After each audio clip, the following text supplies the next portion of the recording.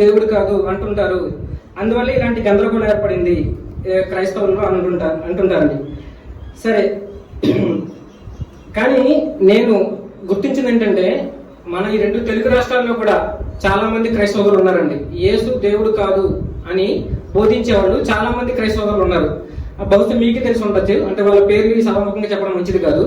చాలా మంది ఉన్నారు 2 తెలుగు రాష్ట్రాల్లో కూడా యేసు అని దేవుడు కాదు, ఆయన ఒక ప్రవక్త లేదంటే దేవుని కుమారుడు, ఈ విధంగా బోధించేవారు చాలా మంది ఉన్నారు. ఈ గలిబిలికి కారణం ముస్లింలు కాదని ముందుగా గుర్తించాలండి. ఎందుకంటే ఆ బైబిల్ని మనం అవగాహన చేసిన దాంట్లో కొంచెం లోపం ఉందని మనం గుర్తించాలి. ఎందుకంటే ముస్లిం చెప్పడం వల్లే యేసు దేవుడు కాదని అనుకుంటే కనుక క్రైస్తవ సమాజం అంతా కూడా ఒకే మాట మీద ఉండాలి. ఈ రోజు యేసు దేవుడు అన్న మాట మీద ఉండాలి తప్ప యేసు దేవుడు కాదనే మాట మీద ఉండకూడదు. సో ఆ విషయాన్ని మనం గుర్తించాలండి. రెండో విషయం ఏంటంటే కొంతమంది ఈ విధంగా అంటుంటారండి.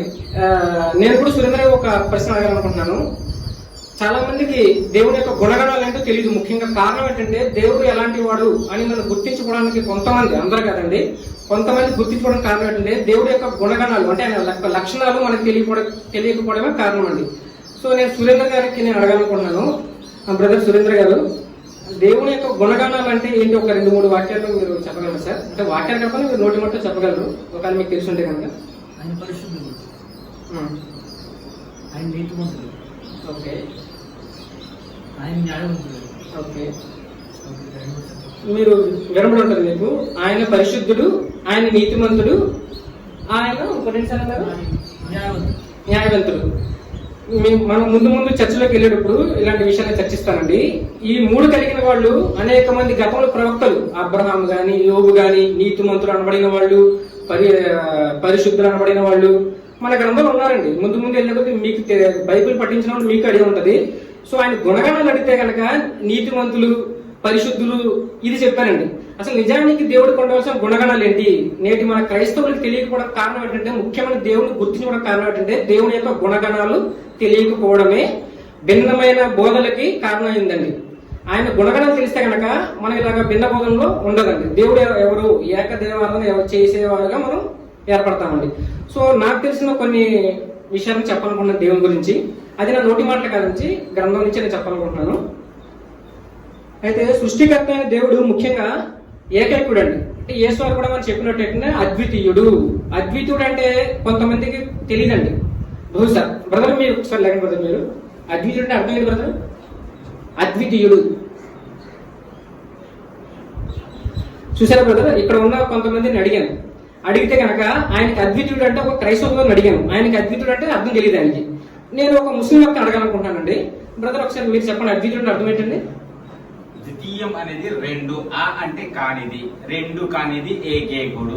అద్వితీయం అంటే ఆ అంటే కానిది, ద్వితి అంటే 2, ఏకం, ద్వితీయం, త్రిత్వం అని అంటారు కదా. ఈ ద్వితీయం అన్నది సంస్కృత వాడు.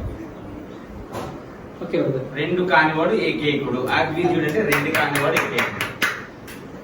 అద్వితుడు అనడానికి చక్కగా ఒక ముస్లిం అక్క అయినా ఒక ముస్లిం సహోదరుడైన ఆయన ఎంతో చక్కగా బైబిల్లో అద్వితీయుడానికి ఆయన నిర్వచనం ఇచ్చాడండి. కానీ మనకి అద్వితీయుడు అంటే ఏంటి తెలియకపోవడం, క్రైస్తవ సోదరులుగా ఉండి మనం చర్చికి వెళ్ళి బైబిల్ చదువుతూ తెలియకపోవడం ఇది నిజంగా చాలా బాధాకరమైన విషయం అండి. ముఖ్యంగా అంటే అద్వితీయుడు అంటే ఏకైకుడు. బ్రదర్ మీకు ఒకసారి ఇంగ్లీష్ యాప్ కానీ బైబిల్ ఉంటే మీరు చూడండి ఆ వాక్యాన్ని. అద్వితుడు అంటే ఓన్లీ వన్ అంటే మనకి మూల భాషలో యకాద్ అన్న పదాన్ని వాడబడిందండి. హిబ్రూలో యకాద్ అన్న పదానికి ఏంటంటే ఒక్కడు అంటే కొంతమంది బోధకులు అందులో బహుళత్వం ఉందని భిన్న బోధలు చేస్తున్నారండి. ఏకత్వం అంటే ఒక్కడండి, ఒక్కడైన దేవుడు, ఆయనలో బహుళత్వాలు ఉండవండి, ఏకైకుడు. ముందుగా ఇది మనం గుర్తించుకొని బైబిల్ని మనం పఠించాలండి. సో మనం ముందుకు వెళ్దామండి. సృష్టికర్త అయిన దేవుడు ఏకైకుడు అండి, ఆయన ఓన్లీ 1, న్యూమరికల్ 1 అండి. రెండో విషయం ఏంటంటే ఎవరి అక్కర లేనివాడండి, అంటే ఎటర్నల్ అండి. ఆయన ఎవరి మీద ఆధారపడడు, ఆయన కూడా ఎవరి ఆధారం అవసరం లేనివాడండి. రెండో విషయం ఏంటంటే ఆయన సంతానము కలగజేసేవాడు తప్ప ఆయనకి ఎలాంటి సంతానము లేదు, ఆయన కూడా ఎవరికి సంతానం కాదండి. అలాగే మనం మూడో విషయం చూసినట్టయితే మారని వాడండి, అంటే దేవుడు అన్న ఆయన స్థిరంగా ఉండేవాడు. అంటే కాసేపు నరుడుగా, కాసేపు వేరే వ్యక్తిగా మారేవాడు కాదండి. దేవుడు అన్నవాడు స్థిరంగా ఉండేవాడండి. అలాగే ఆయన మరణాన్ని ఇచ్చేవాడు, అంటే మనకి మరణాన్ని సంభవింపజేసేవాడు తప్ప ఆయన మరణించేవాడు కాదు. మరణం అంటే ఆయనకి తెలియనివాడండి ఆయన. రెండో విషయం, ఆయన నిద్రను కలగజేసేవాడండి. నరులకి నిద్రను కలగజేస్తారు ఆయన, కానీ ఆయన నిద్ర అంటే ఎరగనివాడు ఆయన. అలాగే సృష్టిలో ఏ వస్తువుతో పోలిక లేనివాడు. ఈ రోజు ఇప్పుడు మీరు కూడా చూస్తుంటారు, మన పాస్టర్ గారు కూడా కొన్ని పోలికలు పోల్చారు దేవుణ్ణి. అదేవిధంగా చాలా మంది కూడా పోలుస్తుంటారు, కొబ్బరి మట్ట అని, గుడ్డ అని, సోన అని, రకరకాలుగా పోలికలు పోలుస్తుంటారు. మనం బైబిల్ చదువుతుంటామండి, దేవుణ్ణి మీరు దేంతో సాటి చేయగలరని బైబిల్ ఒక వాక్యం ఉంటుంది మనకి. సో కానీ ఈ రోజు ఆ వాక్యానికి వ్యతిరేకంగా ఎంతో మంది క్రైస్తవ సోదరులు దేవుణ్ణి సృష్టితో పోల్చి అవమానిస్తానని నా భావన అండి. సో ఏంటంటే ఆయన దేనితో పోలికలేము, మనం దేనితో కూడా సృష్టికర్తను పోల్చలేమండి. సో అది గుర్తించుకోవాలి. రెండో విషయం ఏంటంటే, మీరు ఇలాంటి గుణగల కలిగిన వారిని దేవుడిగా మనం ఆరాధించడానికి ఎలాంటి అభ్యంతరం లేదండి. అలాగే నేను బైబిల్ ప్రకారంగా ఇక్కడ యేసువారు దేవుడు కాదు అని చెప్పడానికి మాత్రం వచ్చాను, అంతే తప్ప బైబిల్ అసలు దేవుడు లేదు అని చెప్పడానికి రాలేదండి. సో ఆ బైబిల్లో ఉన్న ఆ దేవుడు ఎవరు, ఆ సృష్టికర్త ఎవరు, మనం కొన్ని వాక్యాల ద్వారా తెలుసుకుందామండి. ముఖ్యంగా యెహోషువ గ్రంథం 22:22, దేవుళ్లలో యెహోవాయే దేవుడు, దేవుళ్లలో యెహోవాయే దేవుడు. మలాకి 3:6, యెహోవానైన నేను మార్పు లేని వాడును. 2వ దినవృత్తంలో 6:18, మనుషులతో కలిసి దేవుడు భూమి మీద నివాసము చేయునా. మాట అండర్లైన్ చేసుకోండి, మనుషులతో కలిసి దేవుడు భూమి మీద నివాసము చేయునా. ఆకాశము మహాకాశము శాత పట్టచాలవే. ద్వితీయోపదేశ కాండం అండి, ద్వితీయోపదేశ కాండము 5:7, నేను తప్ప వేరొక దేవుడు నీకు ఉండకూడదు. అదేవిధంగా యెషయా 42:8 అండి, యెహోవాను నేనే, ఇది నా నామము, మరి ఎవరికైనా నా నామమును నేను ఇచ్చేవాడికి నామం యొక్క మహిమను ఇచ్చేవాడను కాదు. ఇక్కడ గుర్తించిన నామం యొక్క మహిమనే నేను ఇచ్చేవాడను కాదన్నప్పుడు ఆయన స్వయంగా కిందకు వచ్చి ఆయన మహిమ ఇంకోటికి ఎలా ఇస్తారంటే ఆయన ఇంకోటికి ఎలా మారుతాడండి, గుర్తించాలి. అదేవిధంగా 1 రాజులు 8:23 అండి, యెహోవా ఇశ్రాయేలు దేవా, పైనున్న ఆకాశం మందైనను కిందనున్న భూమి అందైనను నీ వంటి వాడు దేవుడు ఒక్కడు లేడు. హోషేయ 13:4 అండి, మీరు ఐగుప్తు దేశం నుండి వచ్చిన మొదలుకొని యెహోవానకు నేనే మీ దేవుడు, నన్ను తప్ప నీవు ఏ దేవుని ఎరగవు, నేను తప్ప రక్షకుడు లేడు. అలాగే కీర్తన 89:6 అండి, మింటను అంటే బ్రదర్, మింటన్ అర్థం ఏంటి బ్రదర్? మింటను, యెహోవాకి సాటి అయిన వాడు ఎవరు లేడు. మింటన్ అర్థం ఏంటి బ్రదర్? ఓకే, క్రైస్తవ సోదరులకి మింటన్ అర్థం తెలియదు అంటే నేను ఎందుకు అడుగుతానంటే బ్రదరు, మనము బైబిల్ యొక్క అర్థాలు తెలుసుకుంటూ మనం చదువుకుంటూ ముందుకెళ్తే మనం దేవుని యొక్క జ్ఞానాన్ని పూర్తిగా తెలుసుకోగలం అవుతామండి. మనం తెలియకుండా ఏదో ఒక నవల చదివినట్టు, ఏదో న్యూస్ పేపర్ చదివినట్టు చదువుకుంటూ వెళ్ళిపోతే దేవుని యొక్క జ్ఞానాన్ని మనం తెలుసుకోలేమండి. మింటన్ అంటే పరలోకం, లేదంటే ఆకాశం. ఆకాశంలో యెహోవాకు సాటి అయిన వాడు ఎవడు లేడు, దైవపుత్రుల్లో యెహోవా వంటి వాడు ఎవడు లేడు. అలాగే కీర్తనలు 11:3 అండి, ఉన్నతము దాసుడై ఉన్న మన దేవుడైన యెహోవాను పోలి ఉన్న వాడు ఎవడు లేడు. అదేవిధంగా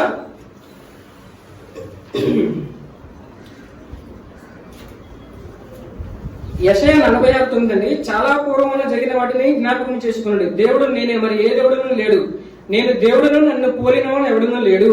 ఈ రకంగా బైబిల్లో దేవుడు గుండెల బాదుకుని, ఇలాంటి కొంతమంది క్రైస్తవులు అనబడేవారు దేవుడు మారిపోయాడు, ఆ దేవుడు భూమి మీదకి వచ్చేసాడు, దేవుడు మాట తప్పేవాడు, మరి అంతే కదండి, ఆ దేవుడు మానవుడికి భూమి మీదకి వచ్చేస్తే నేను మార్పు లేని వాడు అన్న దేవుడు మారిపోయినట్టే కదండి.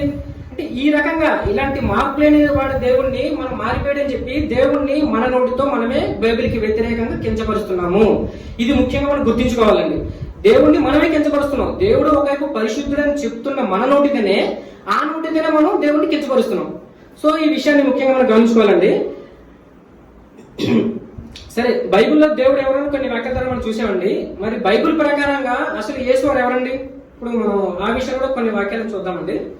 మత్తయి 21:46, జనులందరూ ఆయనను ప్రవక్తని ఎంచిరి. ఎవరండి జనులంటే?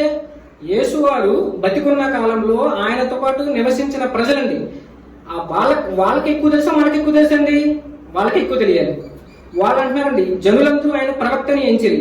అలాగే యోహాను సువార్త 20:16 అండి, మరియా ఆమె ఆయన హెబ్రీ భాషలో రబ్బుని అని పిలిచాను. రబ్బుని అంటే మాటకు బోధకుడు అని అర్థం అండి. అలాగే యోహాను సువార్త 4:19-20-26 అండి, ఒక సమయ స్త్రీ, అప్పుడు ఆ స్త్రీ అయ్యా నీవు ప్రవక్తని గ్రహించుతున్నాడు. ఆవిడ మాట్లాడుతూ ఆ స్త్రీ ఆయనతో క్రీస్తు అనబడిన మెస్సీయా వచ్చిన ఎరుగును, ఆయన వచ్చినప్పుడు మాకు సమస్తము తెలియజేయమని చెప్పగా యేసు అతని సమాధానం చెప్తున్నారండి, అమ్మ ఆ యేసు నీతో మాట్లాడుచున్నాను, యేసు నీతో మాట్లాడుచున్నా నేనే ఆయనను. అంటే క్రీస్తు ఆ నువ్వు ఏదైతే క్రీస్తు వస్తాడో సమస్తము బోధిస్తాడని చెబుతున్నావో ఆ క్రీస్తు నేనేనమ్మా అని స్వయాన యేసు అక్కడ చెప్తున్నారండి.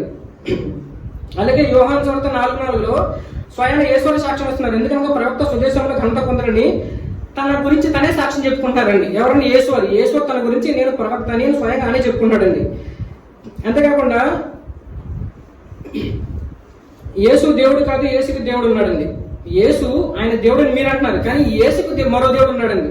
ఆయన ఎవరండి? స్వయం యేసు మాటలో చూడండి, మత్తయి సువార్త 11:25 ఆ సమయంలో యేసు చెప్పినది ఏమనగా, తండ్రి ఆకాశమునకును భూమికి ప్రభువా, నీవు జ్ఞానులకును వివేకులకును ఈ సంఘటనను మరుగు చేసి పసిబాలులకు బయలుపరిచినావని నిన్ను స్తుతించుతున్నాను. ఎవరండి? యేసు. ఎవరినైతే మీరు దేవుడు అన్నారో ఆయన మరో దేవుణ్ణి ఆరాధిస్తున్నాడండి, గుర్తించాలండి. అలాగే యోహాను సువార్త 11:41-42 యేసు కనులెత్తి, తండ్రి నీవు నా మన వినినందున నీకు కృతజ్ఞతాస్తుతులు చెల్లించుతున్నాను. అదేవిధంగా మార్కు సువార్త 1:35 ఆయన పెందలగడన లేచి ఇంకా నువ్వు చాలా చీకటి ఉండగానే బయలుదేరి అరణ్య ప్రదేశానికి వెళ్ళి అక్కడ ప్రార్థన చేయించిందను. ఈ విధంగా యేసు భూమి మీద ఆధారపడ్డాడు. ఎవరి మీద? దేవుడి మీద ఆధారపడ్డాడు. మరొకరి మీద ఆయన సహాయం అర్జించాడండి. మరొకరి సహాయం అర్జించేవాడు దేవుడు కాజాడండి. ఇందాక మీకు స్టార్టింగ్ లో చెప్పాను, దేవుడు మరొకరి మీద ఆధారపడిన వాడండి, ఆయనే దేవుడు అండి. అంతేకాకుండా క్రైస్తవులలో కొంతమందిని ఈ విధంగా త్రిత్వ సిద్ధాంతం నమ్మే క్రైస్తవులు దేవుడు ఎవరైనా అడిగినట్లయితే అదేదో పెద్ద చిక్కు ప్రశ్నలు ఆలోచిస్తారండి సమాధానం చెప్పడానికి. ఎలాగంటే యెహోవా దేవుడు అండి, యేసుక్రీస్తు కూడా దేవుడే. కొంతమందికి యెహోవా యేసుక్రీస్తు వచ్చేసాడు, మరి కొంతమంది యెహోవా దేవుడే, యేసు దేవుడే, పరిశుద్ధాత్మ దేవుడే, ఇంకా కొంతమంది అయితే మరియతల్లి దేవుడిగా పూజిస్తున్నారు. ఇలాగా భిన్నమైన ఆలోచనలు కలిగి ఉన్నారండి క్రైస్తవ సోదరులు. ఇదేంటంటే మీరు ఆలోచించాలి దీన్ని కూడా. అదేవిధంగా అంటే మనకు సమయం తక్కువ ఉన్నందుకు కొన్ని వ్యాఖ్యలు చెప్పానండి. ఇప్పుడు మన పాస్టర్ గారు చెప్పిన కొన్ని మాటలు కూడా మనం పరిశీలిద్దాం ఒకసారి. తర్వాత మళ్ళీ నెక్స్ట్ సెషన్లో కొన్ని వ్యాఖ్యలు నేను చెప్పదలుచుకున్నాను. మొదటిగా మన పాస్టర్ గారు మాట్లాడుతుంటే, ఏ ప్రవక్త కూడా దేవుడని ఆలోచన లేదు. అంటే ప్రవక్తలందరూ కూడా దేవుడు ఎవరండి? యేసువారు విషయంలో ఇప్పుడు యేసువారిని మనందరూ దేవుడు అంటున్నామండి. కానీ పూర్వ ప్రవక్తల విషయంలో పూర్వంలో ఎంతో మంది ప్రవక్తలు ఇచ్చారు, వాళ్ళని ఎవరు కూడా మనం దేవుడిగా ఆరాధించలేదు. ఒక్క యేసు విషయంలో మనం ఎందుకు దేవుడిగా ఆరాధిస్తున్నాం, దీన్ని మీరు గుర్తించాలి అని ఆయన అడిగారండి. అంటూ ఆయన ఒక మాట కూడా చెప్పారు. అంటే ఇది చిలిపితనంగా ఉంది, చిన్నపిల్లల తనంగా ఉందని అన్నారు. అంటే నిజానికి ఆ చిలిపితనం చిన్నపిల్లతనం మన సహోదరులో లేదంటే తెలియని వాళ్ళు ఉందనుకుంటాను నేనైతే. ఎందుకంటే పూర్వపు ఇజ్రాయెల్ ప్రజలు, అంటే ఇజ్రాయెల్ అంటే ఎవరండి? దేవుని కుమారులు.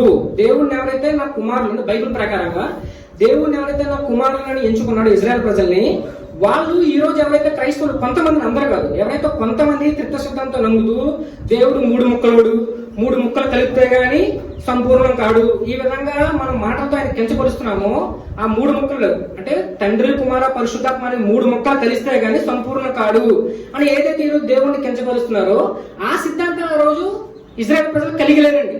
అది మీరు గుర్తించాలి. అందుకని వాళ్ళకి తెలిసిన ఏకదేవరం ముందు నుంచి వాళ్ళకి ఐడియా ఉంది. అందుకే వాళ్ళు ఏ ప్రవక్తను కూడా వాళ్ళ గ్రంథం ప్రకారంగా వాళ్ళు ఆరాధించలేదు. ఎందుకు వాళ్ళకి తెలుసండి, ఏ దేవుడు కూడా నలుడుకు భూమి మీద రాడన్న విషయం వాళ్ళకి తెలుసు. అందుకని ఆయన అడిగిన ప్రశ్నకి ఆయనకు సమాధానం దొరికిందనుకున్నాను. అందువల్ల వాళ్ళు పూర్వపు ప్రవక్తల్ని ఎవరు కూడా దేవుడిగా ఆరాధించలేదు. వాళ్ళకి తెలుసండి, దేవుడిని కాకుండా మరొకరిని దేవుడిగా ఆరాధిస్తే ఆ కాలంలో ఉరి శిక్ష అండి, అంటే సిలువ వేసి చంపేవారండి. అలాంటి ఆజ్ఞ ఉంది, అది గుర్తించాలి. అందుకని వాళ్ళకి తెలుసండి దేవుడు అన్న విషయంలో ఏకదేవరులండి. మనకలాగా అంటే ఇప్పుడు మన కొంతమంది క్రైస్తవులాగా త్రిత్వ సిద్ధాంతం నమ్మలేదు, దేవుడు ముగ్గురు అన్న కాన్సెప్ట్ లో వాళ్ళు లేరు. ఒకవైపు దేవుడు ముగ్గురు అంటేనే 1+1+1 3 కలిపితే 1 అంటారు. అంటే దీనికి సమాధానం ఐన్స్టైన్ ఇచ్చిన కూడా మన సమాధానం చెప్పలేడండి ఈ సిద్ధాంతాన్ని. 3 కలిపితే 1 ఎలా అవుతుంది? 1 అవుతుంది తప్ప ముగ్గురు కలిస్తే 1 అంటారు క్రైస్తవులు. ముగ్గురే అవుతారు, ముగ్గురు 1 ఎలా అవుతారండి? ఈ చిక్కు ప్రశ్నకి మన ఐన్స్టైన్ గారు వచ్చినా కూడా శాస్త్రవేత్త, ఆయన కూడా సమాధానం చెప్పాడు దీనికి. అది ఆలోచించాలి. మనం మాట్లాడే మాటలు మనని ఎంత దిగజారుస్తున్నాయో మనం ఆలోచించి మాట్లాడాలండి. అలాగే మన బ్రదర్ యోహాను సువార్త 1:1 కూడా చెప్పారు. యోహాను సువార్త 1:1 చెప్తూ ఆయన ఒక మాట చెప్పారండి. అదేంటంటే యోహాను సువార్త దేవుడే కిందకి దిగి వచ్చేసారు అన్న విధంగా ఆయన చెప్పుకొచ్చారు. సో మనం దానికి సమాధానం చూసినట్లయితే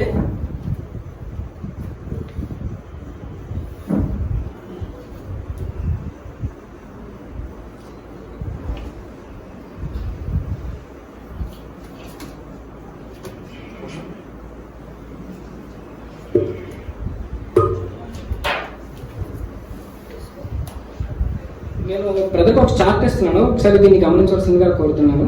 బ్రదర్ సురేంద్ర గారు.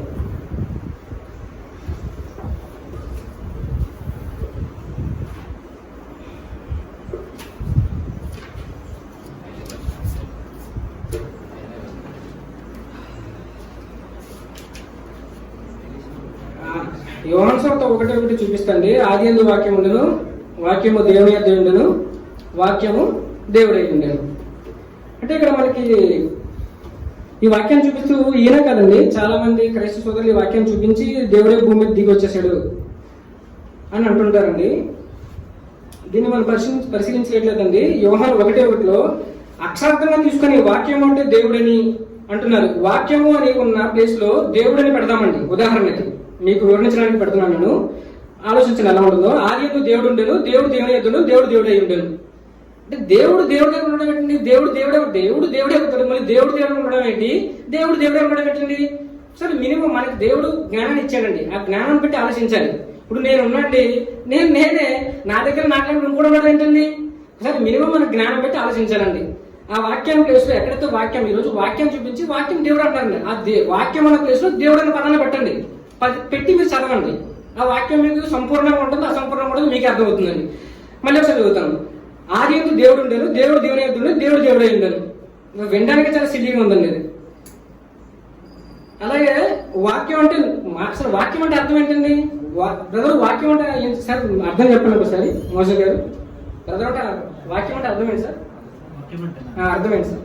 ఏం చెప్పడం కంటే అబ్రహాం చెప్తుంటే బాగుంటదేమో. సార్ ఒక మాటలో చెప్పండి బ్రదర్, వింటారు వాళ్ళు కూడా. ఆయన రాయబడి ఉంటుంది వాక్యం అంటే. చెప్పండి సార్. అబ్రహాం ఆశీర్వదించిన వాడే వాక్యం. ఇప్పుడు ఆయన ఎక్కడైతే బైబిల్లో వాక్యం అని ఉందో దాన్ని అక్షరార్థం తీసుకుని ఆయన మాట్లాడుతున్నారండి.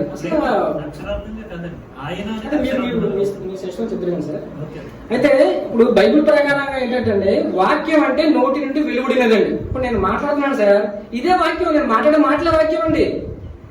నోటి నుండి వెలువడినదే వాక్యం అండి.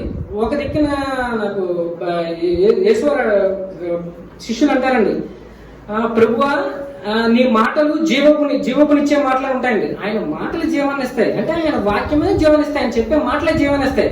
మనం అక్కడ ఉన్న ప్రతి దాన్ని కూడా వాక్యం తీసేసుకొని అక్షరార్థంగా తీసుకుంటే మనకు అర్థాలు చాలా దగ్గర మారిపోతాయండి. అక్కడ మనం అక్షరార్థం తీసుకోకూడదు, అక్కడ మనం అందులో ఉన్న భావాన్ని గుర్తించాలి. వాక్యం అంటే మన నోటి నుండి వెలువడినదే వాక్యం అండి, అది గుర్తించాలి ప్రజల ముందు. అలాగే యోహాను చోట ఒకసారి 4 చూస్తే, దేవుడు ఆత్మ కనుక ఆయనను ఆరాధించేవారు ఆత్మతోనూ సత్యంతోనూ ఆరాధించవలెను. ఇప్పుడు చాలా మంది క్రైస్తవ సోదరులు ఈ వాక్యం చెప్పి దేవుడు ఆత్మ అయినాడండి, మనం దేవుడిని ఆత్మతో ఆరాధించాలి అంటుంటారు. మరి దేవుడు ఆత్మ అయినప్పుడు వాక్యం ఎలా మారిపోయాడండి? ఇప్పుడు ఈ రోజు క్రైస్తవులు వాక్యం చూపించి దేవుడు వాక్యమే ఉన్నాడు అంటారు. నాకు ఒక వాక్యం చూపించండి, దేవుడు వాక్యమే ఉన్నాడు పరలోకంలో అని. ఈ వాక్యం కాకుండా మరో వాక్యం చూపించమని పాస్టర్ గారు అడుగుతున్నాడు. దేవుడు వాక్యమే ఉన్నాడని చూపించాను పాస్టర్ గారు. ఎందుకంటే ఇప్పుడు క్రైస్తవులు ఏమంటారండి? దేవుడు ఆత్మే ఉన్నాడు అంటారు. అది మీ అందరూ తెలుసు, దేవుడు ఆత్మే ఉన్నాడు, దేవుడు అండి. దేవుడు వాక్యమే ఉన్నాడు, దేవుడు ఆత్మే ఉన్నాడు. దేవుడు వాక్యం అంటే అర్థం ఏంటండి? నేడు ఇప్పుడు మనం మన చేతిలో బైబిల్ పెట్టి చదువుతున్నామండి, ఇదే దేవుడి వాక్యం అండి.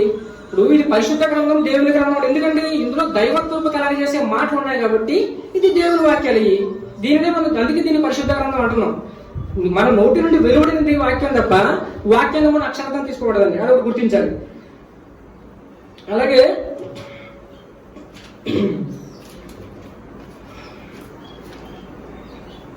పాస్టర్ గారికి ఒక చార్ట్ ఇచ్చిన ఆడి నేను, దాంట్లో మనం చూసినట్లయితే దేవుని వద్ద మనకి దైవత్వం కలిగి చేస్తే 3 మాటలు కనబడతాయండి. అందులో ఒకసారి చార్ట్ ఇస్తారు. ఒకసారి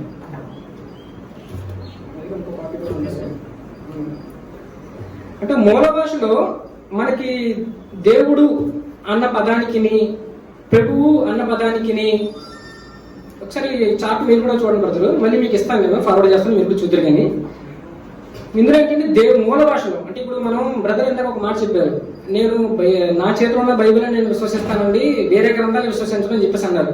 ఇప్పుడు వేరే గ్రంథాల సబ్జెక్ట్ ఇది కాదండి. ఇప్పుడు ఏ పురాణం లేదంటే భగవద్గీత తీసుకొచ్చి మనం ఇక్కడ మాట్లాడలేదు, మన బైబిల్ నుంచే మాట్లాడుతున్నాం. ఇప్పుడు బైబిల్లో ఏదైనా తర్జుమా లోపాలు జరిగాయనుకోండి, మనం మూల గ్రంథానికి వెళ్ళాలి.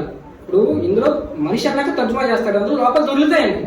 అది బైబిల్ తప్పులు నేను చెప్పట్లేదు, బైబిల్ ప్రింటింగ్ మిస్టేక్స్ కానీ ఏదైనా తప్పులు కానీ దొరికే అవకాశం ఉంది. మనం ఇందులో తప్పులు దొరికినప్పుడు మనం మూల భాషకి వెళ్ళాలండి. ఇప్పుడు ఒక వ్యక్తి బుక్ రాస్తాడు సార్, అందులో తప్పులు తెలితే ఆ మూల సిద్ధాంతం ఎక్కడ అక్కడ చూసుకుంటాం మనం, ఇతను కట్టగా రాశాడు లేదా అని చెప్పేసి. ఇప్పుడు కొంతమంది హైదరాబాద్ సోదరులు బుక్ రాశాడు, అతను కట్టగా తప్పు రాసిన చూడాలంటే మూల గ్రంథానికి వస్తాం. అలాగే దీన్ని మనం పరిశీలించాలి, మూల గ్రంథమైన హిబ్రూ మరి అరామిక్ లేదంటే గ్రీక్ వల్ల చూడాలి మనం. సో నేను మీకు చూపించిన చార్ట్ కూడా హెబ్రూ మరియు గ్రీక్ సంబంధించిన విషయాలండి. ఇప్పుడు నేను చూపిస్తాను, మీకు గ్రీక్ లో చూపిస్తున్నాను. అయితే ఇక్కడ దేవుడు అన్న పదానికి కిరియోన్ అన్న పదం వాడబడిందండి. ఏదైతే సృష్టికర్త అయిన దేవుడు ఉన్నాడో ఆ దేవుడికి కిరియోన్ అన్న పదం వాడబడిందండి. అలాగే మనము ప్రభువు అన్న పదం చూసాము. ప్రభువు అంటే అదర్స్ అండి, మిగతా వాళ్ళు కూడా ప్రభువు అని చెప్పబడింది చాలా మంది బైబిల్లో. వాళ్ళకి కిరియోస్, మీరు కూడా గమనిస్తున్నారు కదా, కిరియోస్. ఈ రెండు పదాలు కూడా తేడాన్ని మీరు గుర్తించాలి బ్రదరు. అసలు అయితే రాసుకోండి, మీరు నెట్ మీకు అవైలబుల్ ఉంది కాబట్టి మీరు కూడా చెక్ చేసుకోండి. ఎందుకంటే మనం పరిశీలించి, ఇది యెహోవా గ్రంథము పరిశీలించి చదవడి, మేలని స్వీకరించండి. మనం పరిశీలించాలి, మేలనేది స్వీకరించాలి. ఎవరు నేనేది చెప్పాను మీరు చెల్లిపోవడం, లేదా ఆయన ఏది చెప్పాను ఆయన చెప్పి నేను చెల్లిపోవడం కాదండి. మనం ఏ వక్త అయితే చెప్తుందో చెప్పింది చూడాలి, పరిశీలించాలి బ్రదరు. అలాగే మనం మూల భాషలో చూసినట్లయితే కిరియోస్ అనే పదం వాడబడింది. ఎవరికండి? యేసు వారికి వాడబడింది కిరియోస్ అనే పదం. ఇప్పుడు మీరు ఏదైతే యోహాను సువార్త 1:1 అంటున్నారో అక్కడ వాడబడింది కిరియోస్ అనే పదం. కిరియోసు యేసుకి వాడబడింది, సాతానికి వాడబడింది, అన్ని దేవులకు వాడబడింది, దేవతకు వాడబడింది, దైవత్వం గలది అనే పదానికి వాడబడింది. ఈ విధంగా చాలా మందికి వాడబడిందండి. ఏంటండి? కిరియోస్ అనే పదం. అలాగే సృష్టికర్త అనే దేవుడికి కిరియోన్ అనే పదం వాడబడిందండి. దానికి దీనికి ఉన్న తేడాన్ని మీరు గుర్తించాలి. ముందుగా ఇది కొంచెం ఫార్వర్డ్ చేయండి సార్, అక్కడ చూస్తారు.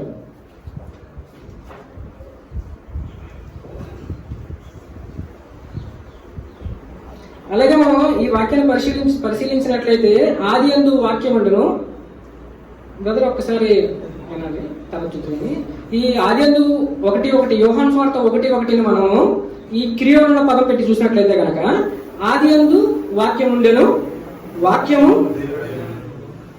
దేవుడై ఉండెను, వాక్యము దైవత్వము గలదై ఉండెను. అంటే ఇక్కడ ఆ పదానికి ఉన్న అర్థం ఏంటంటే కిరియోస్ అన్న పదానికి అంటే దైవత్వము కలది అని అర్థం కూడా వస్తుందండి. అక్కడ అర్థం ఏంటంటే వాక్యము దైవత్వం గలదై ఉండేను. ఇప్పుడు మీకు చెప్పాను నేను, ఇది వాక్యం అండి, బైబిల్ ఇది దైవత్వం గలది. ఇది అందుకే మనం దైవగ్రంథంగా దీన్ని చెప్పుకుంటున్నామండి. అలాగే ఏదైతే దైవగ్రంథంగా చెప్పబడుతున్న గ్రంథాలు అందులో దైవత్వం గల మాటలు ఉన్నాయి కాబట్టి మనం దైవగ్రంథం చెప్తున్నాం. అలాగే ఆ వాక్యము దైవత్వం గలదై ఉండెను అది గుర్తించాలి బ్రదరు. ఇది ఏంటంటే ఎప్పటి నుంచో పాస్టర్లు ఏంటంటే వీళ్ళకి మెయిన్ ప్రాబ్లం ఏంటంటే బ్రదరు మీరు గమనించాలి, ఈ రెండు తెలుగు రాష్ట్రాల్లో కూడా ఎవరికి కూడా మూల భాష తెలియదు. ఇప్పుడు ఎలా ఉంటదంటే బ్రదరు, ఒక గుడ్డోడు కలర్స్ వివరించినట్టు ఉంటుంది అనమాట. ఇది రెడ్, ఇది వైట్, ఇది బ్లూ. గుడ్డోడు కలర్స్ ఎలా వివరిస్తారు బ్రదరు? వివరించలేడు. అలాగా ఏంటంటే మనకి మూల భాష అవగాహన కొంచెం ఉండాలి, లేదా తెలుసుకునే ఇది కలిగి ఉండాలి. మనం అది తెలియనప్పుడు ఏంటంటే మనం ఇలాగే భిన్న బోధల్లో పాల్గొనే అవుతామండి. సో ఇక్కడ ఏంటంటే అండి కిరియోస్ అన్న పదానికి దైవత్వం గలదై ఉండెను అని అర్థం కూడా వస్తుంది. అలాగే మీకు ఇందాక శాతం కూడా చెప్పబడింది. ఒక ఉదాహరణ ఇస్తాను చూడండి. ఇప్పుడు మీరు 2 కొరింథీ 4:4 తీసినట్లయితే అక్కడ ఈ విధంగా ఉంటుంది. 2 కొరింథీ 4:4 అండి. ఈ యుగ సంబంధమైన దేవత అని ఉంటుందండి. అక్కడ నిజానికి దేవత కాదు, ఒరిజినల్ గా అయితే దేవుడు అని ఉంటుందండి. అక్కడ ఈ యుగ సంబంధమైన దేవత అని రాయబడిందండి. ఇక్కడ ఈ యుగ సంబంధమైన దేవత అన్న ప్లేస్ లో కూడా కిరియోస్ అన్న పదం వాడబడింది. అది మీరు గుర్తించాలండి. ఎందుకంటే ఇప్పుడు ఆ వాక్యాన్ని చూపించి మీరు యేసు దేవుడు అంటే కనుక ఈ వాక్యం ప్రకారంగా మీరు సాతాను కూడా దేవుడికి ఒప్పుకోవాలి. ఆ ఒప్పుకునే మనస్తత్వం కలిగి ఉంటే ఆ వాక్యాన్ని దేవుడికి అంటగట్టండి. ఇంకా మనం పరిశీలించి మాట్లాడాలి. మనం మాట్లాడే ముందు పరిశీలించి మాట్లాడాలి. అది ఏంటంటే లోపం చెప్పాను కదండి, మనకి మూల భాష అవగాహన లేకపోవడం. మూల భాష మీద అవగాహన ఉంటే కనుక మనం ఇలాంటి వాటికి లోపడమండి. అదేవిధంగా మనం పాస్టర్ గారు చెప్పిన 2వ వాక్యం కూడా చూద్దామండి. ఇంకొక వాక్యం చెప్తాను. అసలు ఇది రాసింది ఎవరండి? యోహాన్ రాశాడండి. యోహాను సువార్తని యోహాన్ గారు రాశారు. ఎప్పుడు రాశారండి? ప్రకటన గ్రంథం రాయబడిన తర్వాత. బ్రదర్ ఒకసారి వినాలి. ప్రకటన గ్రంథం రాయబడిన తర్వాత యోహాన్ సువార్త రాయబడిందండి. అసలు యోహాన్ గారు అలా ఎందుకు వివరించండి అక్కడ అంటే ఆ పదజాలం ఎందుకు అక్కడ ఉపయోగించబడిందండి? మీరు చూడండి ఒకసారి. ప్రకటన గ్రంథము 19:13 వాక్యం చూసినట్లయితే రక్తముతో ముంచబడిన వస్త్రం ఆయన ధరించుకుని ఉండెను, మరియు దేవుని వాక్యము అను నామము ఆయనకు పెట్టబడి ఉన్నది. ఇప్పుడు ఏసే వాక్యం అయితే మళ్ళీ వాక్యానికి వాక్యం నామం పెట్టడం ఏంటండి? ఒకసారి ఆలోచించండి బ్రదర్. ఇది మనకి నిత్యం సంబంధించిన విషయం అండి. ఒకసారి మనం ఆలోచించాలి. ఆయన ఆల్రెడీ వాక్యమై ఉంటే ఆయనకి వాక్యం అనే పేరు పెట్టడం ఏంటండి? అసలు ఎందుకంటే ఆయన ఇక్కడ యోహాను సువార్త రాస్తున్నాడు, ఆయనకి వాక్యం అన్న నామం పెట్టబడి ఉన్నది. నామం పెట్టబడి ఉంది కాబట్టి ఆ పదప్రయోగం చేసేయండి యోహాను సువార్తలో 1:1. అది మీరు గుర్తించాలి బ్రదర్. అదేవిధంగా పాస్టర్ గారు చెప్పిన రెండో ప్రశ్న ఏదో అడిగారు ఆయన. పాస్టర్ గారు ఏంటంటే రెండో ప్రశ్న, నేనే దేవుణ్ణి అని చెప్పుకుంటే దేవుడు అయిపోతాడా అని అడిగారండి మన పాస్టర్ గారు. అయితే నేను పాస్టర్ గారిని ఒక మాట చెప్పాలనుకుంటున్నాను పాస్టర్ గారికి. ఇప్పుడు యేసు వారు నేను దేవుణ్ణి అని చెప్పుకుంటేనే దేవుడు అవ్వాలని లేదండి. మీరు ఉపయోగించిన లాజిక్ చాలా బాగుంది. అయితే యేసు వారు నేను దేవుడిని చెప్పుకుంటే దేవుడు అవుతాడా? అవసరం లేదండి. నేను దేవుడిని చెప్పకపోయినా దేవుడు అవుతాడు, అది నేను ఒప్పుకుంటాను. పాస్టర్ గారి లాజిక్కి నేను యాక్సెప్టెడ్. యేసు వారు దేవుడిని చెప్పుకోకపోయినా కూడా ఆయన దేవుడు అవుతాడు. ఇప్పుడు నేను దేవుడిని అని చెప్పుకున్న మాత్రం నేను దేవుడు అయిపోనండి, అంతే కదండి. నేను దేవుడిని చెప్పుకుంటే దేవుడిని అయిపోను. అలాగే ఆయన ఉద్దేశం యేసు వారు దేవుడిని చెప్పుకుంటే దేవుడు అవుతాడా, చెప్పుకోకపోతే దేవుడు అవ్వడా అని అడిగారండి. అలాగైతే అదే వేరే ఇతర గ్రంథాలలో కూడా రాములు ఇలాగ శ్రీకృష్ణుడు చెప్పుకొచ్చారు, వాళ్ళు దేవుడిని చెప్పుకున్నారంటే వాళ్ళు దేవుడు అని అడిగారండి. చాలా మంచి లాజిక్ బ్రదరు. అయితే నేను ఒక ప్రశ్న అడుగుతున్నాను మీకు. ఇప్పుడు మీరు ఉన్నారు బ్రదరు, మీరు పురుషలింగం బ్రదర్, పురుషలింగం కదా బ్రదరు, పురుషలింగం. ఆయన ఒకవైపు నేను పురుషలింగం అని చెప్పి ఇంకోటి స్త్రీలింగం అని చెప్పి అనుకోండి, మనం ఎలా ఆలోచిస్తామండి? ఏది నిజం తీసుకుంటాం? ఇది నిజమో ఇది నిజం అర్థం కాదు. మనం ఎలా తెలుసుకుంటామండి?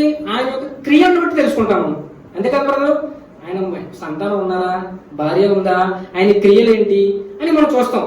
సో ఇక్కడ ఎవరైతే యేసు దేవుడు కాదంటున్నారో ఆయన ఈ దేవుడిని చెప్పుకోలేదు కాబట్టి దేవుడు అని మేము అనట్లేదండి. చెప్పుకోకపోయినా దేవుడు అవుతాడు, కానీ ఆయన క్రియలు చూడాలి మనం. ఇప్పుడు యేసు వారు, ఇప్పుడు నేను ఇందాక ఒక ఉదాహరణ చెప్పాను. యేసు మన పాస్టర్ గారు నేను మగాడని చెప్పుకుంటూ కాదని నేను పెట్టాకని నేను ఆడమని చెప్పుకున్నారు అనుకోండి, అది దీనికి వ్యతిరేకం అండి. కానీ యేసు అలా చెప్పుకున్నారు, అందుకే దేవుడు కాదు. యేసు ఏం చెప్పుకున్నారండి? నేను నరుణ్ణి, నేను మానవ పుత్రుణ్ణి, నేను దేవుడికి నరుని మధ్య వ్యక్తిని, మీరు గురువులను పిలవబడద్దు, నేను మీ గురువుని, నేను ప్రవక్తని, నేను మెసయ్యని, నేను క్రీస్తుని. ఇలాగా ఇవన్నీ ఒకే భావం వస్తుంది. నేను ఈ చెప్పిన అన్నిటి కూడా భావం ఒకటే. సో ఇలా చెప్పుకున్నారు కాబట్టి దేవుడు కాదనుకున్నాను. ఎందుకు చెప్పాను? ఇప్పుడు పాస్టర్ గారు నేను మగాడిని పెట్టాగాని చెప్పిన మాత్రం మనం ఏదో తెలియాలంటే మనం ఆయన క్రియలు చూడాలి, అంతే తప్ప చెప్పుకుంటే చెప్పుకోకపోతే దేవుడు అనుకోవడం కాదండి. అది కూడా గుర్తించాలి. ముఖ్యంగా పాస్టర్ గారు గమనించాలి. ఎందుకంటే ఈయన కాదండి ఇలాంటి ప్రశ్నలు ఇలా ఏదో లాజికల్ గా ప్రశ్న వేసామనుకుంటున్నారు వాళ్ళు సెల్ఫ్ గా, కానీ అందులో లోపాన్ని వాళ్ళు గుర్తించట్లేదు. అలాగే 4వ ప్రశ్న, ఆయన దేవుని యొక్క మహిమ తేజస్సు అని చెప్పుకొచ్చారండి. మన పాస్టర్ గారు మాట్లాడుతూ యేసు వారు దేవుని యొక్క మహిమ అలాగే దేవుని యొక్క తేజస్సు అని చెప్పుకొచ్చారు. సో దాన్ని వివరణ ఇవ్వక్కర్లేదు, ఆల్మోస్ట్ సగం వరకు వివరణ ఆయన ఇచ్చారండి. ఎందుకంటే అండి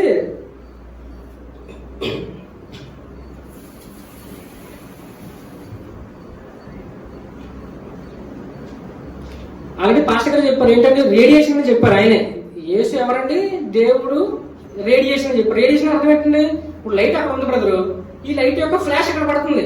ఇప్పుడు లైట్ వేరు ఫ్లాష్ వేరు కదా. ఇప్పుడు ఆయన రేడియేషన్ అంటే ఇది ఈ కింద ఏదైతే వెలుతురు పడుతుందో ఇది రేడియేషన్. ఆయన చెప్పిన ఆయన ఒప్పుకున్నారు, ఇందాక మీరు గుర్తుండే కదా ఆయన మాటలో రేడియేషన్ అని చెప్పారు. దేవుడి యొక్క రేడియేషన్ 100% కరెక్ట్గా చెప్పారు. ఆయన పైన దేవుడు ఉన్నాడు, ఆయన యొక్క రేడియేషన్ క్రీస్తు వారు. బైబిల్ జ్ఞానం ఉంటే మీరు నేను కూడా దేవుని యొక్క రేడియేషనే. దేవుడు వెలుగు, మనము వెలుగే. బైబిల్ జ్ఞానం పరిజ్ఞానం మనకి సరిగ్గా ఉంటే మనం అదండి. సో ఇక్కడ మీరు ఇంకో విషయం గుర్తించాలి, పాస్టర్ గారు ఒప్పుకున్నారు దానికి. దేవుడు వేరు, ఈయన వేరు, లైట్ వేరు, వెలుగు వేరు, ఇదైతే ఒకటి కాదు.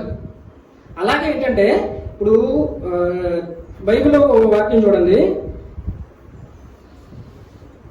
ఎఫెసీయులకు రాసిన 11:12 చూసినట్లయితే కనుక మనం అందరము విశ్వాస విషయంలోను దేవుని కుమారుని గురించిన జ్ఞాన విషయంలో ఏకత్వము పొంది సంపూర్ణమగు వరకు, అనగా క్రీస్తునకు కలిగిన సంపూర్ణత, సమానమైన సంపూర్ణత కలవారమగుటకు ఆయన ఇలాగు నియమించను అని వాక్యం ఉందండి.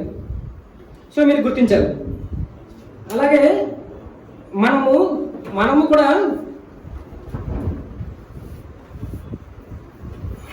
అదేవిధంగా పాస్టర్ గారు ఇంకొక ప్రశ్న చెప్పారండి. ఆ ప్రశ్న కూడా ఒకసారి చూద్దాము, దాన్ని కూడా ఒకసారి పరిశీలిద్దాము.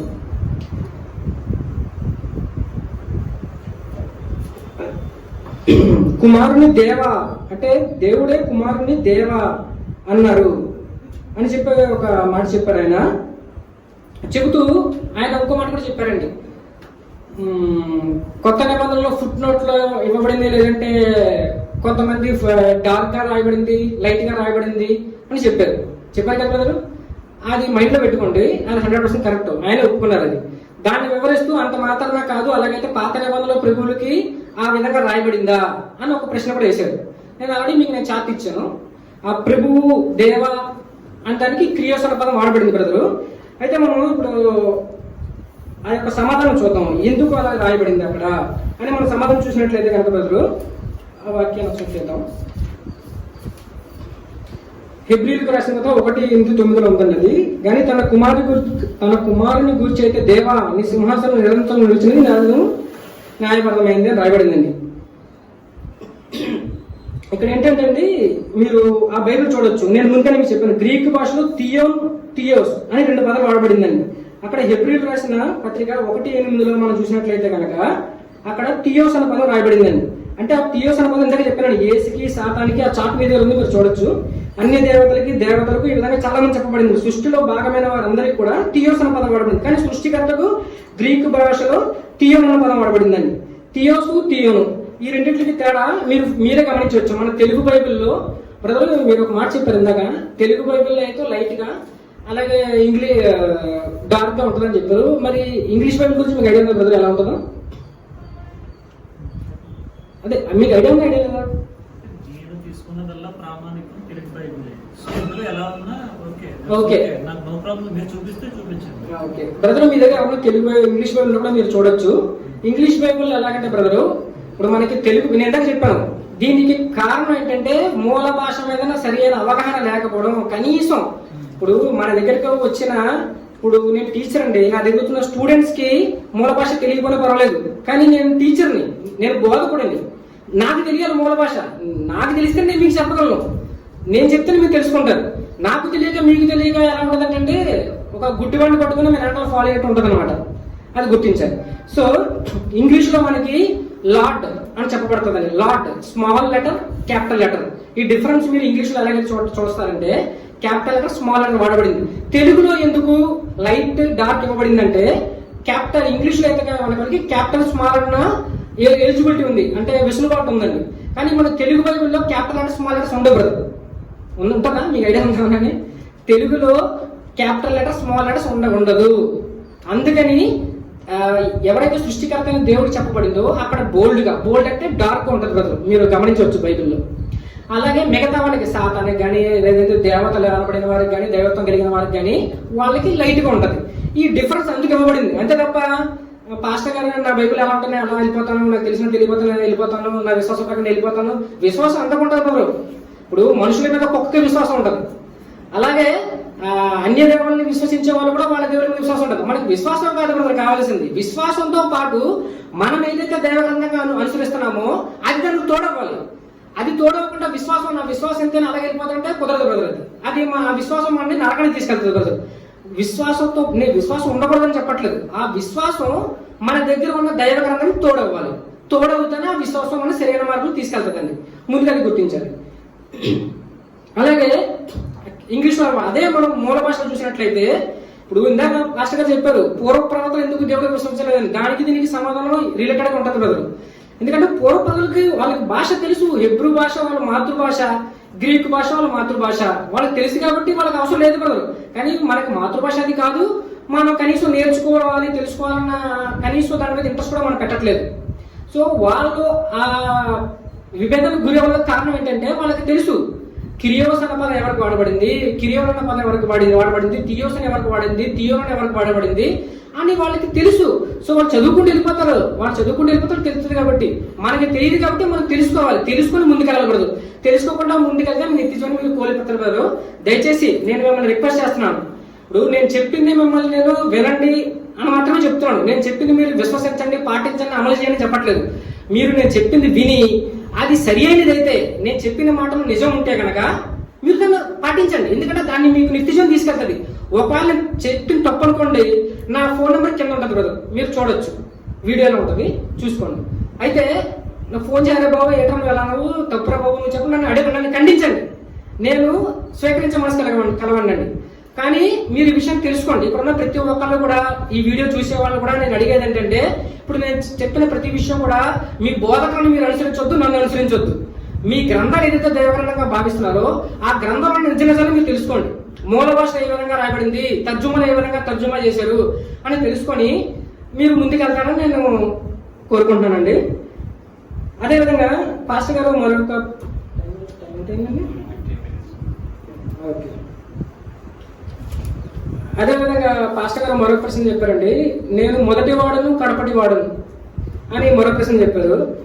అంటే ఇది ఎలా ఉందంటే, నేను పాస్టర్ గారిని అడుగుతున్నాను సారీ, యేసు వారు ఎక్కడైనా తన పూర్తి జీవితంలో ఆయన ఎక్కడైనా సరే నేను దేవుణ్ణి, నన్ను ఆరాధించండి అని చెప్పిన సందర్భాన్ని నేను ఆయనకి చూపించమని అడుగుతున్నానండి. అదేవిధంగా పాస్టర్ గారికి నేను ఒక ప్రశ్నపత్రిక ఇస్తున్నాను. ఒక 10 ప్రశ్నలతో కూడిన ఒక ప్రశ్నలు ఆయనకి ఇస్తున్నానండి. దీనికి ఆయన సెకండ్ సెషన్లో సమాధానం చెప్పాల్సిందిగా నేను మీ ద్వారా కోరుకుంటున్నాను.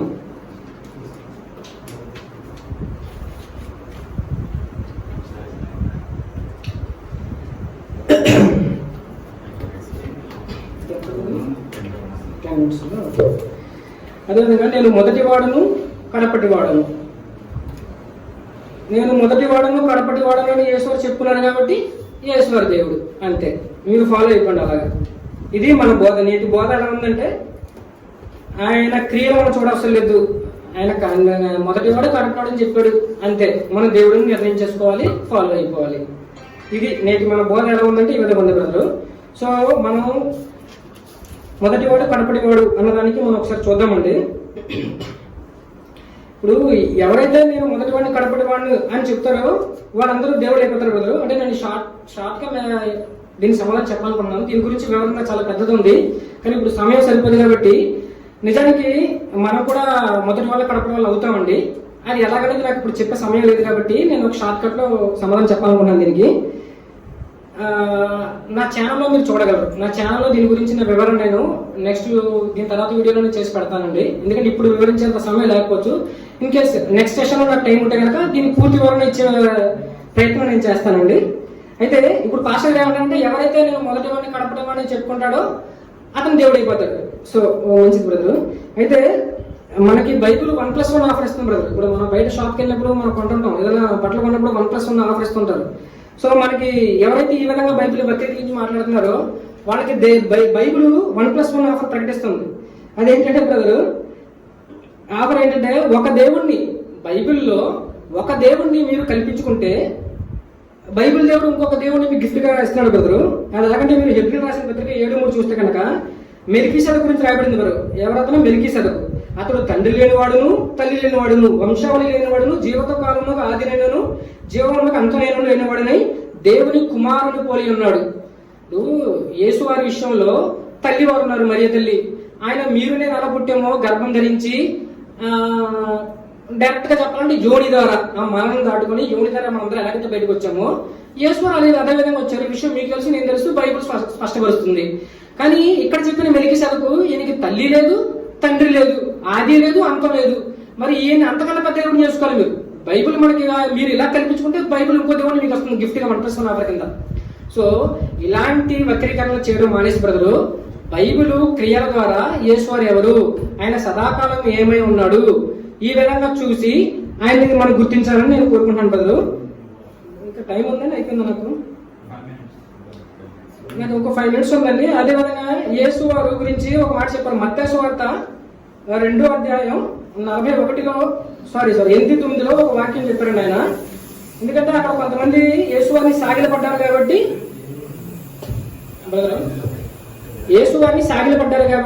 యేసు దేవుడు. ఇందా చెప్పాను కదా, అది ఉంటే దేవుడు అయిపోతాడు అంతే. బ్రదరు ఈ విధంగా సాగిలి పడితే దేవుడు అయిపోతే బైబిల్లో చాలా మంది ఉన్నారు. ఉదాహరణకి నేను కొన్ని వాక్యాలు చెప్తాను నాకున్న టైంలో. 1వ సమయంలో 12:24 చూస్తే దావీదు సౌలుకి నేల సాగిల పడి నమస్కారం చేశాను. ఇప్పుడు సమయంలో కూడా దావీదు కూడా దేవుడు అయిపోతున్నారు బ్రదరు.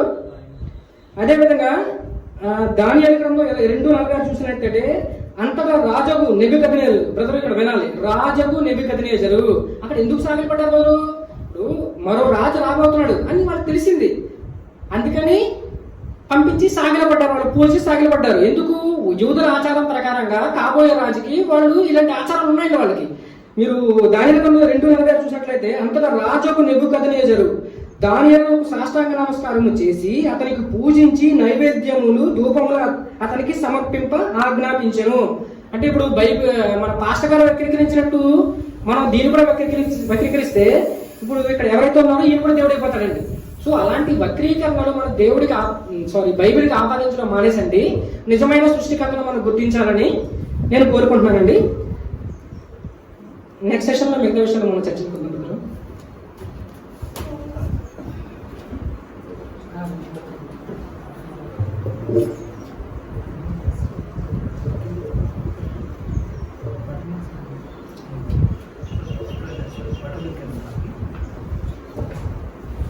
ఇప్పటి వరకు మొదటి భాగం అయింది. కొద్ది గ్యాప్ తర్వాత మళ్ళీ